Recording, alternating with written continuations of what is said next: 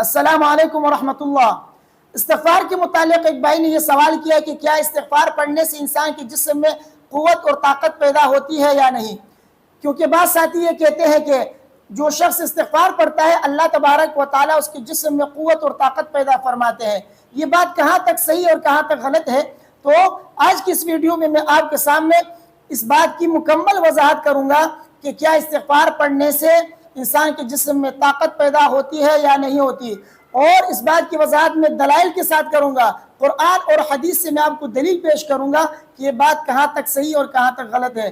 اس لیے ویڈیو کو آخر تک دیکھیے اور اپنے دوستوں کے ساتھ اس ویڈیو کو لازمی شیئر کیجیے۔ انشاءاللہ اس ویڈیو سے آپ کو کافی فائدہ حاصل ہوگا۔ دیکھیے، جہاں تک اس بھائی کا سوال ہے کہ استغفار پڑھنے سے انسان کے جسم میں طاقت پیدا ہوتی ہے یا نہیں ہوتی، تو جواب اس کا یہ ہے کہ جی ہاں، انسان جب استغفار پڑھتا ہے تو اللہ تبارک و تعالیٰ اس کی جسم میں قوت اور طاقت پیدا فرماتے ہیں، اور اس کی دلیل قرآن کی وہ آیت ہے جو سورہ ہود میں ہے۔ حضرت ہود علیہ السلام نے اپنی قوم سے کیا فرمایا؟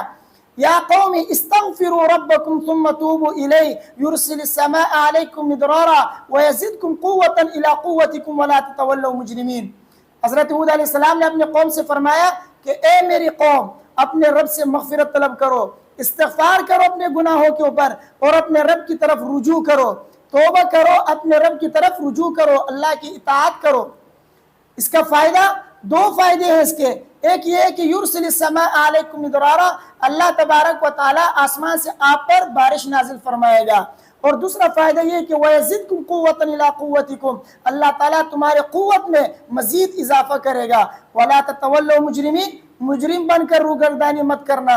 تو اس آیت سے معلوم ہوتا ہے کہ انسان جب استغفار کرتا ہے تو اس کا ایک فائدہ تو یہ ہے کہ اللہ تعالیٰ اس کی قوت میں اضافہ فرماتے ہیں۔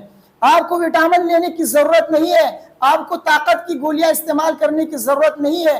آپ استغفار زیادہ سے زیادہ پڑھیں، انشاءاللہ آپ کے جسم میں وہ طاقت ہوگی جو اچھے باڈی بلڈر کے جسم میں بھی وہ طاقت نہیں ہوگی، اللہ تعالیٰ وہ طاقت آپ کو عطا کریں گے۔ یہ ہے استغفار کی طاقت اور استغفار کی برکت۔ علامہ ابن قیم علیہ رحمہ نے اپنی کتاب وابل السیب کے اندر یہ لکھا ہے کہ ذکر انسان کے اندر قوت پیدا کرتا ہے، اور ذکر سے انسان وہ کام کرتا ہے جو کام قوت کے ساتھ بھی نہیں کیا جا سکتا، انسان ذکر کے ذریعے وہ کام کرتا ہے۔ تو ذکر انسان کے اندر طاقت اور قوت بخشتا ہے۔ علامہ ابن تیمیہ علیہ رحمہ کے متعلق لکھا ہے کہ ایک دن میں اتنی تحریر وہ لکھتے تھے جو ایک عام لکھاری، ایک عام کاتب 7 دن اور 10 دن کے اندر بھی وہ اتنی تحریر نہیں لکھ سکتا جتنی تحریر علامہ ابن تیمیہ علیہ رحمہ ایک دن میں لکھا کرتے تھے۔ تو یہ ذکر کی برکات اور ذکر کی طاقت ہوا کرتی تھی جس کی وجہ سے وہ اتنی زیادہ لکھتے تھے۔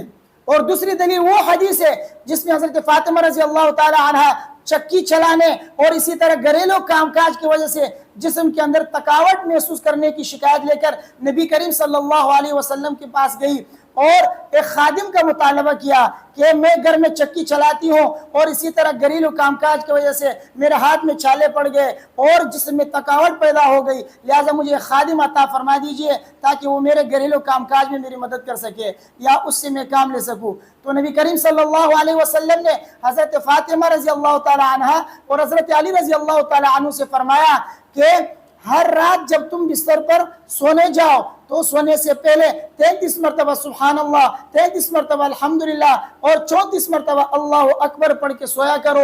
یہ آپ کے جسم میں اتنی طاقت پیدا کرے گا کہ آپ کے جسم کے اندر جو کام کاج کی وجہ سے جو تھکاوٹ پیدا ہوئی ہے وہ ساری تھکاوٹیں ختم ہو جائے گی۔ یہ آپ کے جسم کو چارج کرے گا، آپ کے جسم میں طاقت پیدا ہوگی، آپ کو خادم کی ضرورت نہیں ہوگی۔ یہ اذکار خادم سے بہتر ہے۔